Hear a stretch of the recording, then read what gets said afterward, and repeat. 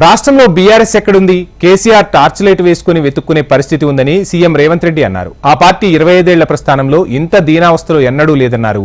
BRS కు గత చరిత్ర ఉంది కానీ ఇక భవిష్యత్తు లేదన్నారు. పీసీసీ నియామకం ఇప్పుడు ఏఐసీసీ అధ్యక్షుడి చేతిలో ఉందని వెల్లడించారు రేవంత్. విస్తరించును మీరే వాయిదా వేసారు. నేను తారీఖులు ఏం చెప్పలేదు. విస్తరించాలి, పీసీసీ అధ్యక్షుడిని నియామకం జరగాలి, మంత్రివర్గ విస్తరణ జరగాలని ఏఐసీసీ అధ్యక్షుడికి విజ్ఞప్తి చేసినాం. వాళ్ళ పరిశీలనలో ఉందని చెప్పినాం. ఇప్పుడు కూడా వాళ్ళ పరిశీలనలో ఉంది. మీరే విస్తరించారు, మీరే శాఖలు పంచారు, మీరే వాయిదాలు వేసిండ్రు. అది కూడా నేను అడిగాను, 7 తారీఖు 3 సంవత్సరాలు పూర్తవుతుంది, ఆ లోపల కొత్త అధ్యక్షుడిని నియమించండి అని చెప్పి నేను విజ్ఞప్తి చేసిన. ఇప్పుడు బాలు ఏఐసీసీ అధ్యక్షుడు కోర్టులో ఉంది.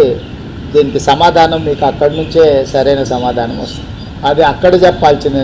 నాకు ఏకాభిప్రాయం ఉంది, ఆల్రెడీ చెప్పేసిన, వేరే వాళ్ళని నియమించండి. దాంట్లో భిన్నాభిప్రాయాలు, ఏకాభిప్రాయం వాస్తవమే కదా. బీఆర్ఎస్ ఎక్కడుందో ఇప్పుడు టార్చ్ లైట్ వేసి ఎత్తుకాల్చింది కదా. ఏడుంది బీఆర్ఎస్?